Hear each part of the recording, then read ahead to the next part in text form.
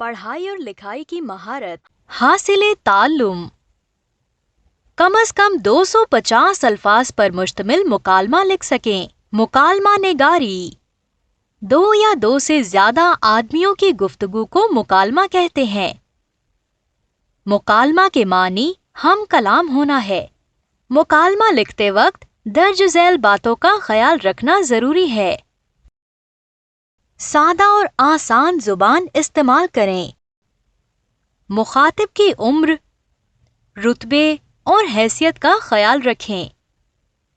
शाइस्ता और शगुफ्ता लहजा इस्तेमाल करें। कम से कम अल्फाज में ज्यादा से ज्यादा मफहूम अदा करें।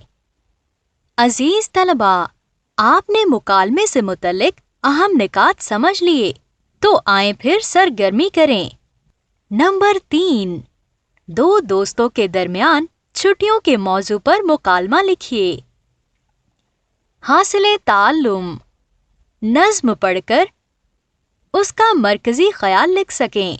अजीज तलबा, वो मरकजी तसव्वुर या पैगाम जो किसी नज़्म के जरिए से शायर अपने पढ़ने वालों तक पहुंचाना चाहता है, नज़्म का मरकजी ख्याल कहलाता है। मिसाल के तौर पर मिली तराने के मौज़ूआत वतन की मोहब्बत पर मुहीत होते हैं। ये मौज़ूआत मुतनव्वे होते हैं। किसी नज़्म का मरकजी ख्याल वतन पर कुर्बान होने वाले शहदा को खराज अकीदत पेश करना होता है, तो किसी नज़्म का मरकजी ख्याल वतन के कुदरती नज़ारों की तारीफ व तौसीफ होती है। एक मिली तराने का मरकजी ख्याल मिली तारीख के तफाखुर पर मबनी हो सकता है, तो किसी दूसरे मिली तराने का मरकजी ख्याल वतन के बाशिंदों की सख्त कोशी, जानिसारी और उनकी तहजीब सकाफत की मदा सराई पर मुहीत हो सकता है।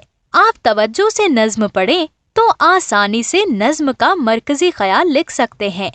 अजीज तलबा, उम्मीद है आपने तमाम निकात समझ लिए होंगे, तो आए सरगर्मी करें। नंबर 4, हम्द का मरकजी ख्याल लिखिए।